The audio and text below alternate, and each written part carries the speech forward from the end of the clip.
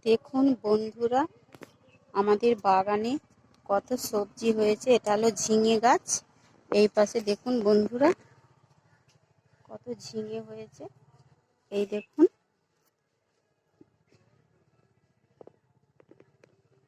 এই দেখুন কত কচি কচি ঝিঙে হয়েছে। তারপরে এই পাশে